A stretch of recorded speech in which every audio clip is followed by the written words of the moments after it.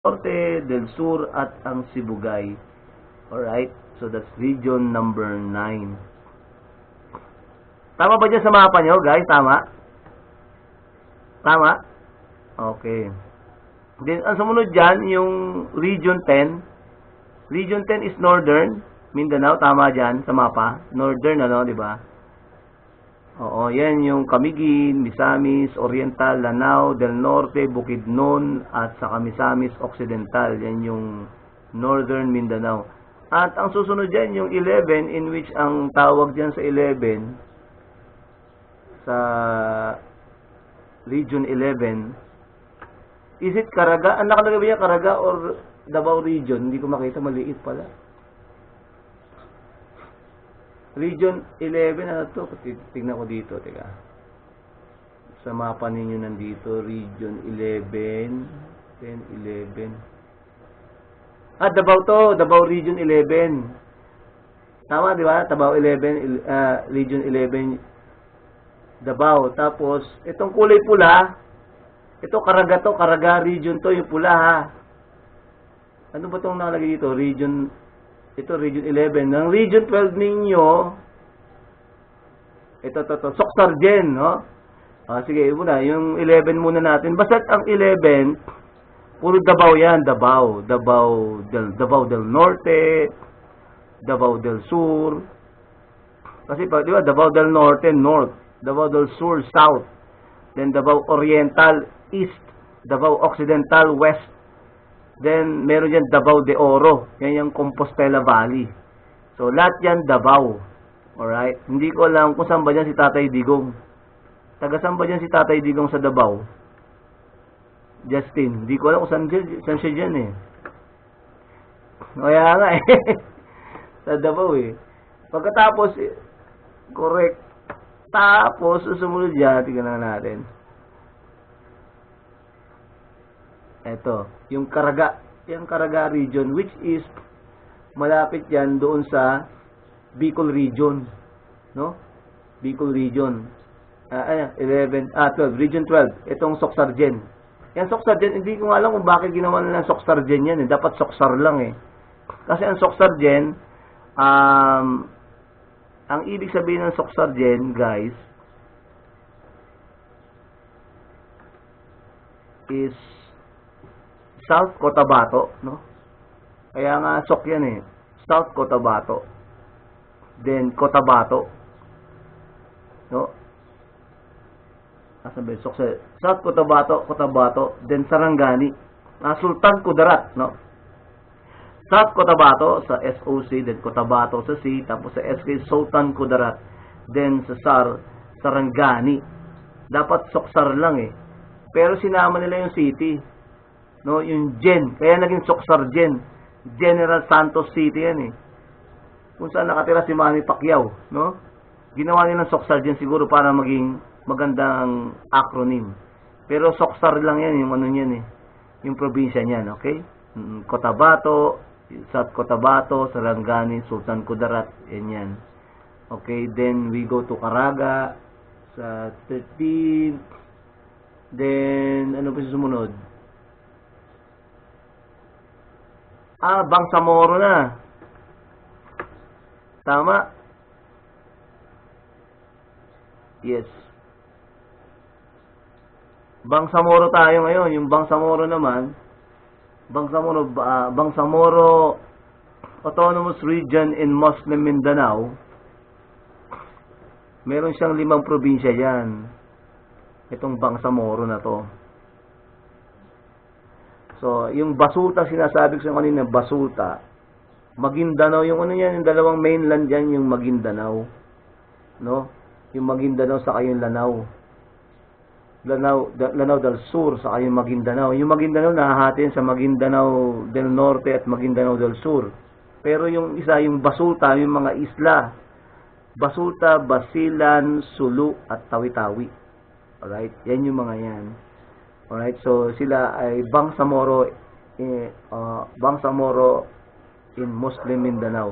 Autonomous Region in Muslim Mindanao. BARM. Ang tawag dyan, BARM. Alright? Actually, mga ano yan, mga matagal na yan, dating ARMM yan, ginawang BARM. Gusto nila ng ano eh, ng separate ano eh.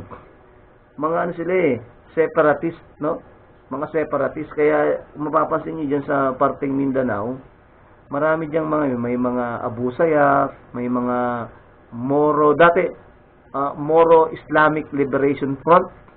Tapos ngayon ay naging Moro National Liberation Front, no? And dami diyang mga ano. Mayroon pa mga Bangsamoro Liberation Fighters, no? May mga ganyan pa. Ang dami diyan.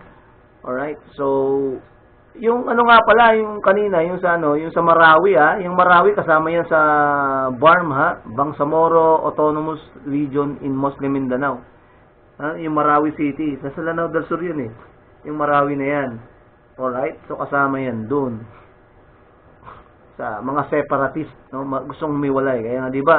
Kaya nga, ano yung Marawi na yan, sila Maute, gusto nilang itatag yung Caliphate dito sa Mindanao. Yun ang simula ng pagiging hiwalay ng Mindanao if it is established by the Maute. Kaso, they were defeated by the former President Rodrigo Duterte. Okay, so yan. Tapos yung Cordillera Administrative Region, guys, yung Cordillera, nandito yan sa Luzon, no? Luzon area. Tingnan natin. Asan ba dito yung ano yun? Ito, car. Itong car. Ang car yan yung ano eh. Apayao, Kalinga, Abra, Benguet, Ifugao. No, yan ang Cordillera Administrative Region. Okay, so yan yung... Tama ba? Wala bang kulang, guys? 17 yan eh. 17. NCR, National Capital Region. Tayo, Metro Manila. Yan, NCR. Tayo rin, kasama dyan. Okay? So, yun yung ano natin. Yan yung ating mapa. Ating bansa. Okay? Map of the Philippines. Okay, yan yun. Then, yan na. So, nagbalik tanaw tayo sa ating geographical location, no? Ngayon, punta na tayo dito. Ayan. Buksan nyo na guys yung ano nyo muna, yung inyong Local Government Code of 1991. Ang tawag natin dyan, LGC 91 RA 7160. Okay? Ang shortcut natin yan. LGC 91. Pwedeng LGC 91 yung ating tawag dyan. Okay? LGC 91. Para hindi tayo mahirapan. Okay, so ito na. Pisa na natin. Para matapos to. Okay, so LGC, book 1 tayo. Book 1. Tignan niyo diyan sa ano niyo, sa anong tawag diyan, yung ano niyo, yung look at your PDF o kaya kung may libro kayong dala yan, okay lang yan, may katapat kayong libro diyan. Okay, book 1 tayo, guys, general provision. Papaliwanag natin 'to. Yan. Itong ano, guys, itong LGC ay ang nag-create dito 8 Congress 8 Congress. Pang ilang Congress na ba ngayon? Pang 8 Congress 'to Okay, so ang tawag nila rito, it's a statutory law. Sa batas ang tawag dito is statutory law. Lahat ng statutory law, these are law enacted by the Congress, by the lawmaking body of the Republic of the Philippines. That's why we call it as a statutory law. Pag statutory law, guys, itong RA 7160, napakabigat na batas nito, guys. Napakabigat ng batas ito. Kaya halimbawa, ikaw ay lumabag sa isang statutory law, magdasal ka na. Alright? Magdasal ka na. O kamukha ng yung violence against women and children, that is statutory law, no? Which is enacted by the Congress. Okay? So RA 7160 enacted October 10, 1991. Alright. Okay. Let's start. Book 1, General Provisions, Title 1, we're going to look at the basic principle first.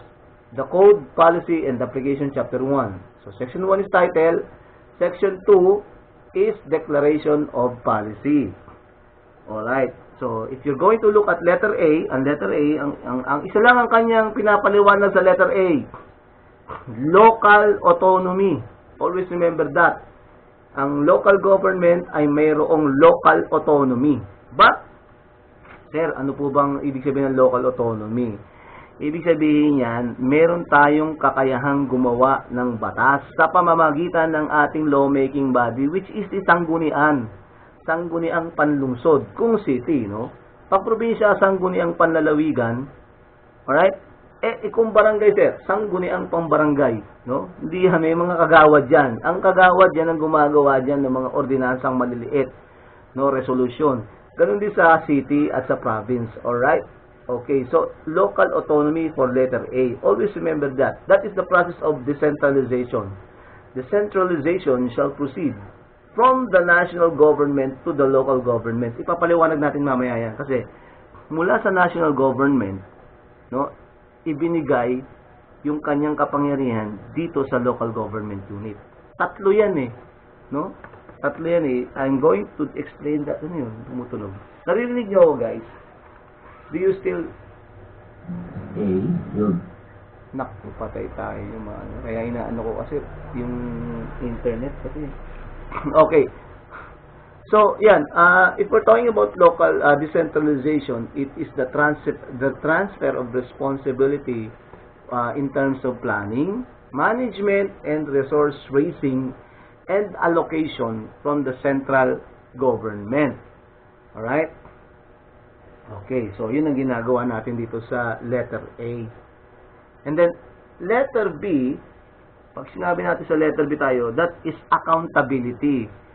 So, everything that the local government na kanyang ginagawa sa kanyang nasasakupan is considered to be the accountability of that certain LGU.